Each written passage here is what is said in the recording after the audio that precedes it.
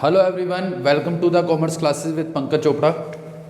बेटा आज हम लोग जो चैप्टर स्टार्ट करने वाले हैं उसका नाम है फाइनेंशियल स्टेटमेंट। फाइनेंशियल स्टेटमेंट ये आपकी बुक में बेटा चैप्टर नंबर मिलेगा आपको 20। फाइनेंशियल स्टेटमेंट आपकी बुक में आपको मिलेगा चैप्टर नंबर 20। फिर भी क्योंकि बुक्स चेंज होती रहती है वहाँ पे कॉन्टिन्यूस, तो आप एक बार चेक कर लेंगे। चैप्टर का नाम मैंने लिख दिया as it is financial statement. ठीक है, फाइनेंशियल स्टेटमेंट क्या होता है आज हम सबसे पहले ये सीखेंगे यहाँ पे। तो बेटा फाइनेंशियल स्टेटमेंट क्या है वहाँ पे? Financial statement, financial statement is an end product. It is an end product of accounting. It is an end product of accounting. जो हम लोग अकाउंटिंग कर रहे हैं उसका जो एंड प्रोडक्ट मतलब फाइनल प्रोडक्ट जो निकल के आएगा उसको हम क्या बोल देते हैं वहाँ पे? उसको हम बोलते हैं बेटा फाइनेंशियल स्टेटमेंट। क्या बोलते हैं हम? Financial statement. Financial statement financial statement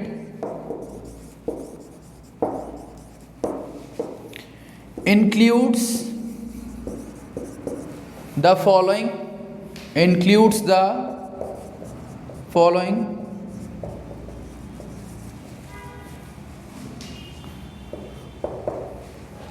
First one is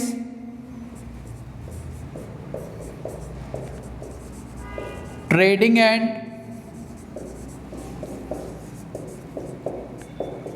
profit and loss account.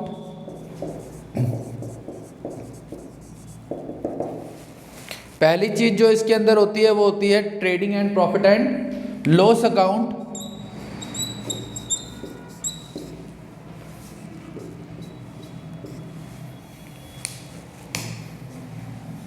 It is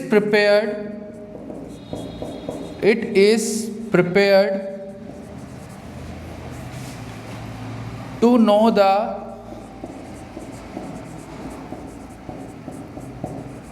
profit or loss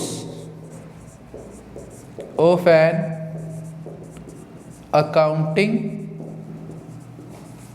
year. Second one is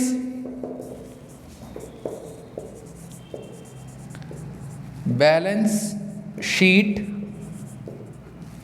balance sheet क्या है बेटा? बैलेंस शीट किस लिए बनाते हैं? बैलेंस शीट किस लिए बनाई जाती है?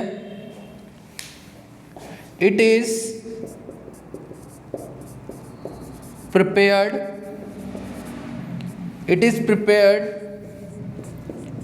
To know the financial position of business. It is prepared to know the financial position of the business.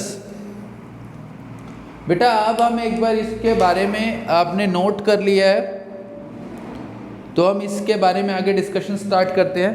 बेटा देखो मैंने आपको स्टार्टिंग से हमारी बात चल रही है कि फाइनेंशियल जो अकाउंटिंग है उसको परफॉर्म क्यों किया जाता है। फर्स्ट जब हमने ये स्टार्ट किया था अकाउंटिंग के सब्जेक्ट को उस टाइम पे भी हमारी ये बात हुई थी कि सर अकाउंटिंग करनी क्यों है। तो बेटा मैंने आपको बताया था कि इसके कुछ आप फीचर्स लगा सकते हो या कुछ एडवांटेजेस हैं जिसकी वजह से हमें अकाउंटिंग करनी पड़ती है। तो कोई भी अगर आपका बिजनेसमैन है, इवन चाहे वो स्मॉल स्केल पे काम कर रहा है, चाहे वो लार्ज स्केल पे काम कर रहा है, चाहे वो मीडियम स्केल पे काम कर रहा है, हर किसी को अपने बिजनेस का प्रॉफिट लॉस जानना है। कि मैंने इतना काम किया तो इसका कोई बेनिफिट हुआ भी या नहीं हुआ, इसका कोई एडवांटेज मिला या नहीं मिला, कहीं इस बिजनेस को करने से मुझे घाटा तो नहीं हो रहा, या अगर मैं इस बिजनेस को अच्छे से कर रहा हूं तो इसमें मेरे को मुनाफा या फायदा या प्रॉफिट कितना हो रहा है। तो उसको जानने के लिए उसको क्या करनी पड़ती है, अकाउंटिंग करनी पड़ती है बेटा। तो आपको अगर मैं बेसिक बताऊं तो अकाउंटिंग को परफॉर्म करने का सबसे पहला जो रीज़न होता है वो यही होता है ताकि हम अपने बिजनेस का सिस्टमेटिक रिकॉर्ड रख सकें। जितनी भी ट्रांजैक्शंस हम लोग कर रहे हैं उसका एक सिस्टमेटिक रिकॉर्ड हम मेंटेन कर सकें, इसके लिए वो लोग अकाउंटिंग परफॉर्म करते हैं। दूसरी बात बेटा क्या होती है यहाँ पे, दूसरी बात ये होती है कि अगर हम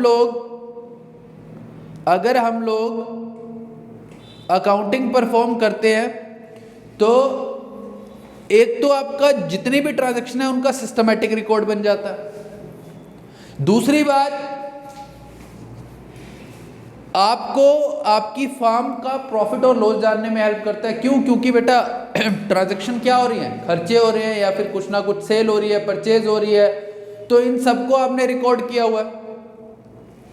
आपको अपना प्रॉफिट और लॉस कैसे पता चल सकता है, आपको आपका प्रॉफिट लॉस कैसे पता चल सकता है? अगर आपको आपका प्रॉफिट देखना है, अगर आपको आपका प्रॉफिट चेक करना है तो आप सिंपल सा काम करते हैं, जो भी आपका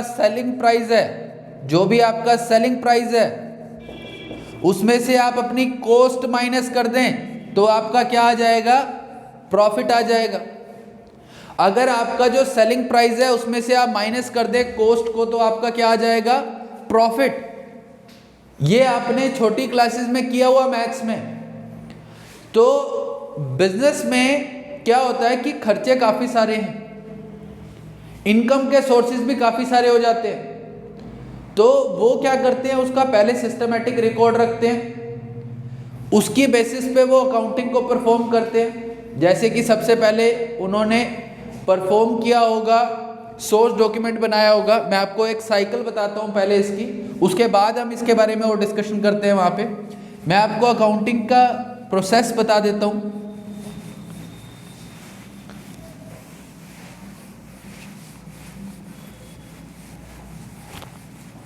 क्यों मैंने इसको एंड प्रोडक्ट ऑफ अकाउंटिंग बोला है, मैं आपको समझा देता हूँ पहले। अगर आप देखेंगे अकाउंटिंग का प्रोसेस,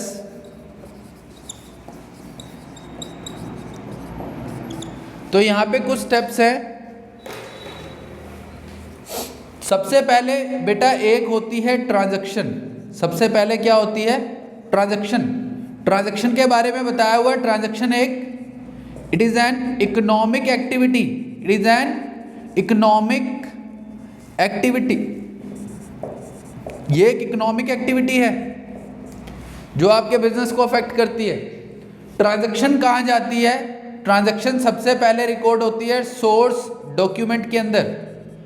सोर्स डॉक्यूमेंट के अंदर, इसके अंदर आपका वाउचर भी आ सकता है, सोर्स डॉक्यूमेंट के अंदर आपका वाउचर भी आ सकता है, कैश मेमो भी आ सकता है, ठीक है, इनवॉइस भी आ सकता है। सोर्स डॉक्यूमेंट में जाती है। सोर्स डॉक्यूमेंट से कहाँ जाएगी आगे, ये रिकॉर्ड होगी जर्नल के अंदर।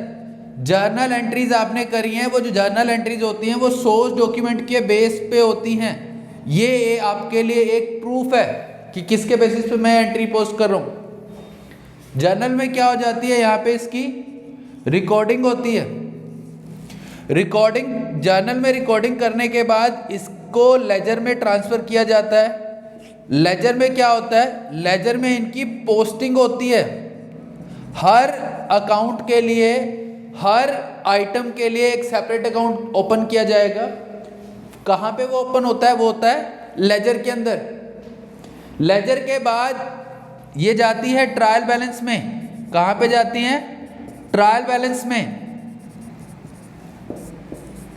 ये प्रोसेस, जब ट्रायल बैलेंस में आप इसको ट्रांसफर कर रहे होते हो तो प्रोसेस स्टार्ट हो जाता है समराइजिंग का। किसका प्रोसेस स्टार्ट होता है, समराइजिंग का। उसके बाद ट्रायल बैलेंस से ये आती हैं, इसकी हेल्प से बनता है trading and profit and loss account.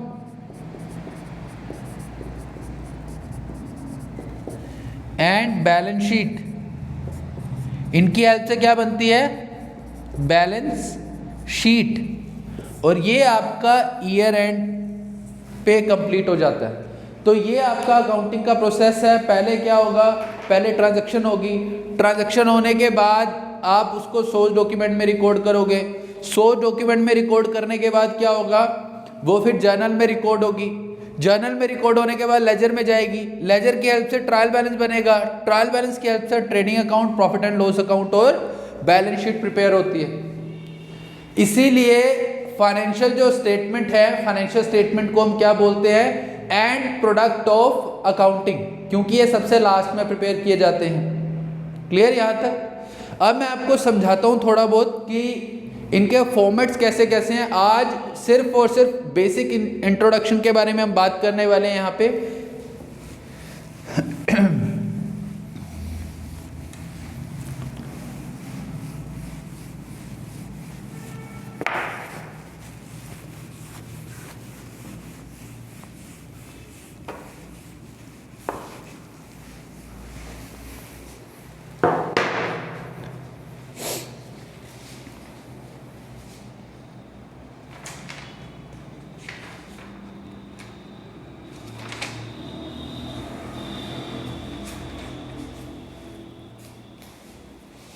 देखो बेटा, पहले आज हम बात करेंगे सिर्फ और सिर्फ ट्रेडिंग अकाउंट के बारे में। किसके बारे में बात करेंगे?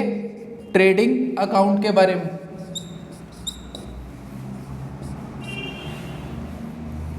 या ट्रेडिंग अकाउंट से पहले मैं आपको कुछ बता देता हूँ और बातें, उसके बाद हम इसके बारे में बात करते हैं। देखो बेटा, कोई भी जो आपका बिजनेस है, कोई भी जो आपका बिजनेस है, इस बिजनेस के अंदर क्या होते हैं बेटा? इस बिजनेस के अंदर होते हैं एक्सपेंसेस। क्या होते हैं? एक्सपेंसेस, खर्चे होते हैं वहाँ पे। तो इनको हम कैटेगराइज कर सकते हैं। एक इसमें होते हैं डायरेक्ट एक्सपेंसेस। कौन से एक्सपेंसेस होते हैं? Direct expenses. दूसरे होते हैं आपके इनडायरेक्ट एक्सपेंसेस। दूसरे कौन से होते हैं? Indirect expenses. और बेटा इन दोनों ही एक्सपेंसेस को हम कौन से एक्सपेंसेस बोलते हैं? Operating expenses. कौन से एक्सपेंसेस बोलते हैं? Operating expenses. इसके बाद एक और कैटेगरी होती है जिनको हम बोलते हैं non operating expenses. Non operating expenses. पहले हम सिर्फ और सिर्फ एक्सपेंसेस को अच्छे से समझ लेते हैं, फिर आपको trading account, profit and loss account को जो फॉर्मेट है उसको इजीली आप अटेम्प्ट कर पाओगे वहाँ पे। तो बेटा एक्सपेंसेस का मतलब आपको पता है क्या होता है? एक्सपेंसेस का मतलब होता है खर्चा। एक्सपेंसेस का मतलब क्या है वहाँ पे? खर्चा। तो जो एक्सपेंसेस ऑपरेटिंग है और नॉन ऑपरेटिंग है वो कैसे हम आइडेंटिफाई करेंगे वहाँ पे? बेटा ऑपरेटिंग एक्सपेंसेस वो एक्सपेंसेस होते हैं, operating expenses which are related to main business, उसको हम कौन से एक्सपेंसेस बोल देते हैं? Operating expenses. जैसे अगर आपका बिजनेस जो है वो एजुकेशनल बिजनेस है, आप स्कूल चला रहे हो। क्या चला रहे हो? स्कूल चला रहे हो। तो स्कूल के जो एक्सपेंसेस ऐसे हैं जो प्योरली स्कूल से रिलेटेड है, जैसे कि स्टाफ की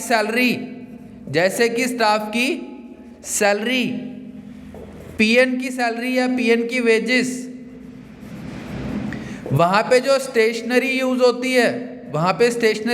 है, जैसे कि ये मार्कर हैं, इंक है, रजिस्टर्स हैं, शीट्स हैं, वो स्टेशनरी जो आप यूज करते हैं वहाँ पे। वहाँ की इलेक्ट्रिसिटी का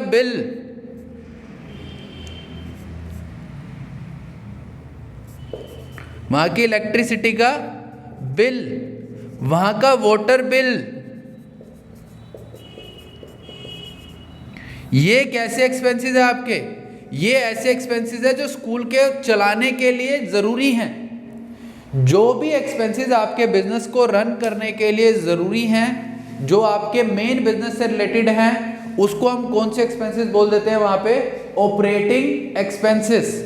और नॉन ऑपरेटिंग फिर उसका अपोजिट हो जाएगा, कंफर्म है वहाँ पे। नॉन ऑपरेटिंग एक्सपेंसेस कौन से हो जाएंगे? विच आर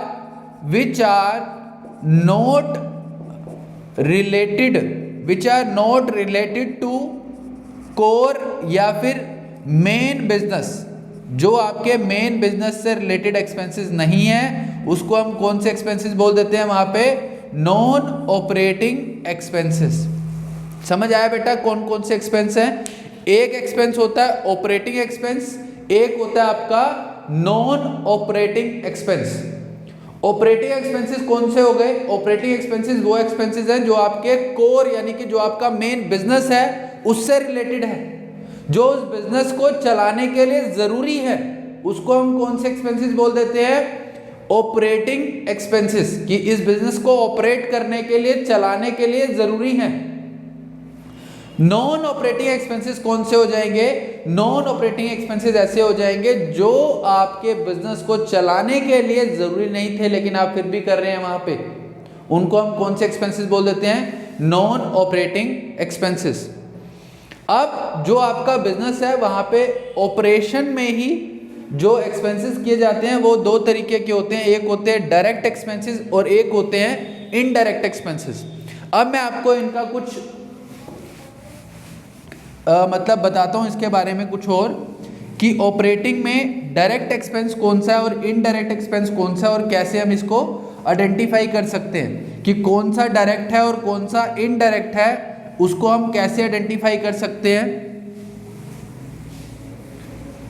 यहां पे हमने एक चार्ट बनाना है, हमने सिंपल सा लिखना है यहां पे ऑपरेटिंग एक्सपेंसेस। क्या लिखना है हम यहां पे?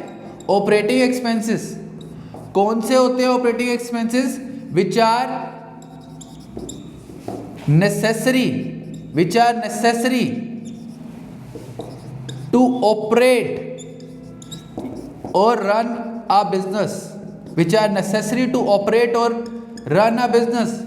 ऐसे खर्चे जो आपके बिजनेस को चलाने के लिए या आप बोल सकते हो बिजनेस को ऑपरेट करने के लिए जरूरी हैं, उनको हम कौन से एक्सपेंसेस बोल देते हैं? Operating expenses. इसके मैंने आपको दो नाम बताए हैं, इसके दो पार्ट में इसको हम डिवाइड करते हैं। एक होते हैं आपके डायरेक्ट एक्सपेंसेस। कौन से एक्सपेंसेस होते हैं? Direct expenses. दूसरे आपके कौन से एक्सपेंसेस होते हैं बेटा? दूसरे आपके होते हैं इनडायरेक्ट एक्सपेंसेस। दूसरे कैसे एक्सपेंसेस हैं? Indirect expenses. सर ये डायरेक्ट इनडायरेक्ट ये क्या मतलब है बेटा? अगर मैं आपको बोलूं डायरेक्ट एक्सपेंसेस वो एक्सपेंसेस होंगे जो आपकी प्रोडक्टिविटी को इंक्रीज करने में हेल्प करेंगे, helps to increase productivity, helps to increase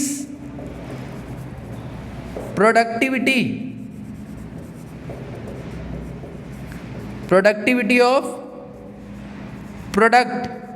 जो भी आपका प्रोडक्ट है जो उसकी प्रोडक्टिविटी को यानी कि उसकी यूजफुलनेस को इंक्रीज कर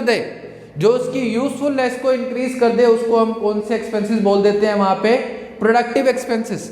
तो प्रोडक्टिव एक्सपेंसेस या फिर आप बोल सकते हो डायरेक्ट एक्सपेंसेस। तो इनमें सबसे पहले तो आपके ऐसे एक्सपेंसेस आते हैं जो आपकी प्रोडक्टिविटी से रिलेटेड होते हैं। नंबर 2, इनकर्ड इन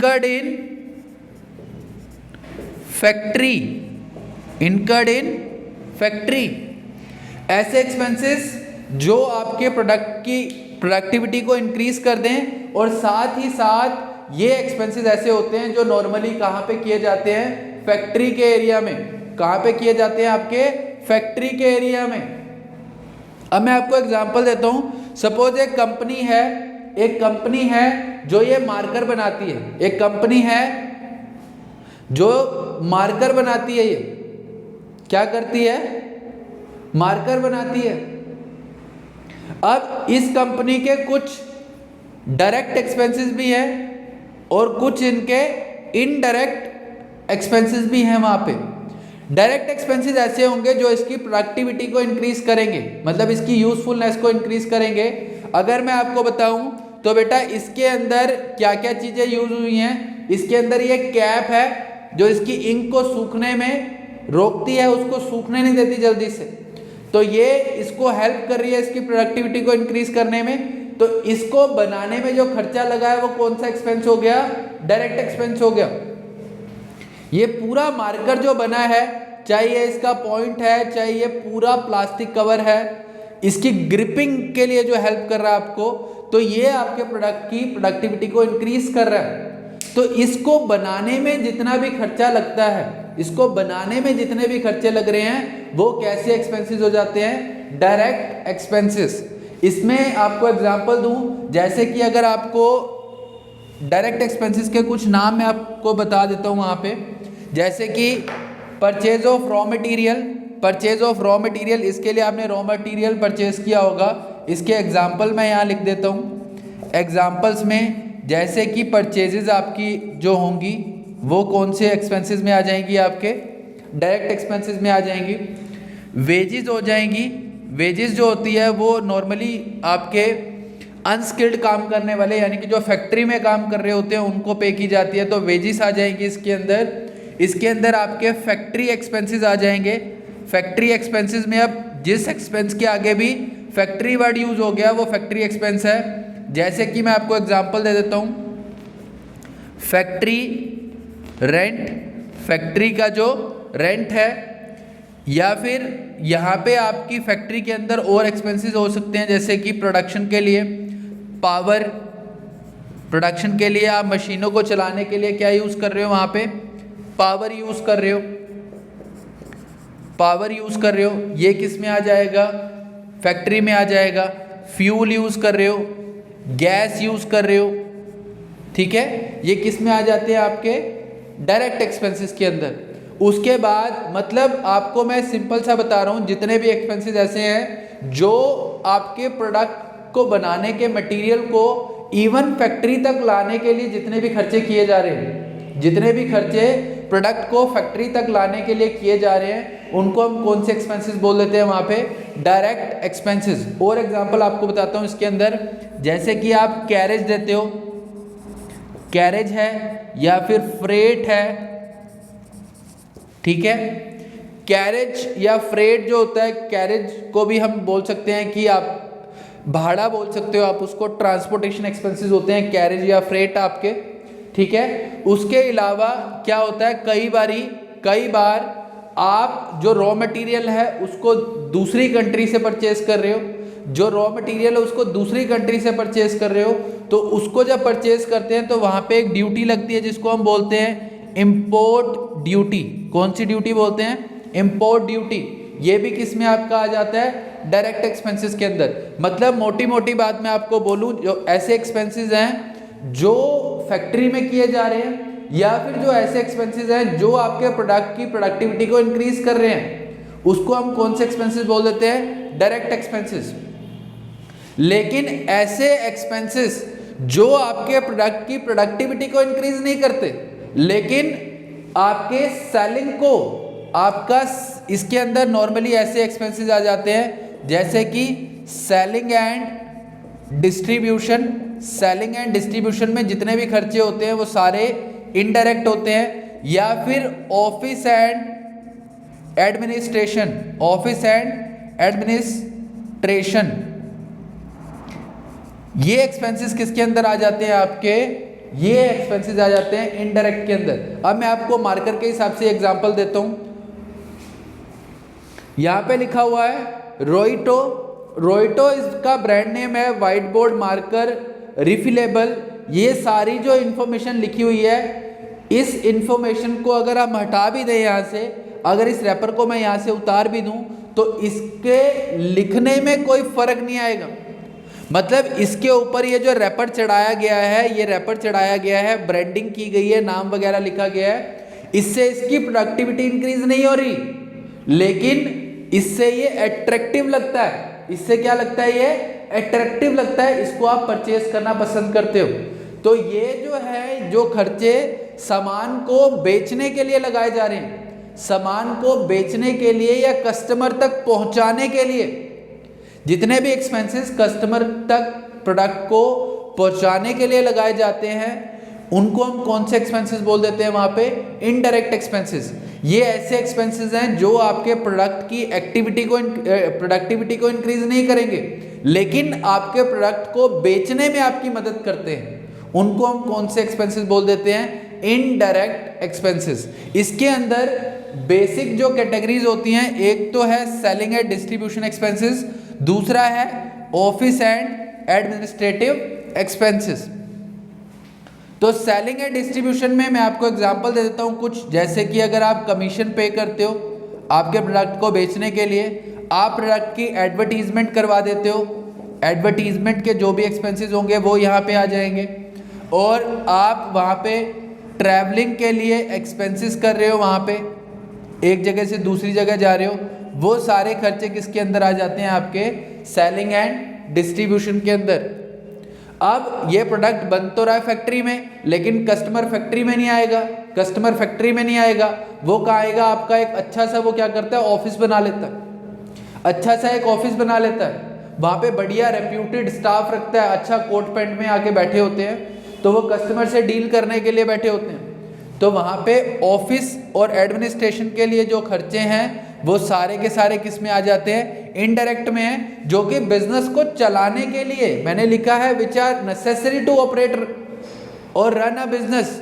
ये ऐसे खर्चे हैं जो बिजनेस को चलाने के लिए जरूरी हैं। लेकिन डायरेक्ट कौन से हैं? जो आपका प्रोडक्ट की प्रोडक्टिविटी को इंक्रीज कर रहे हैं। इनडायरेक्ट कौन से हो गए? जो आपकी प्रोडक्टिविटी को इंक्रीज नहीं कर रहे वहां पे। क्लियर? इसमें ऑफिस अगर आप बना रहे हो तो ऑफिस से आपका प्रोडक्ट बिकेगा, बिजनेस को चलाने के लिए जरूरी है, लेकिन इस मार्कर को बनाने के लिए जरूरी नहीं है। वो समझ रहे हो बात को? ये आपका बेसिक डिस्कशन है।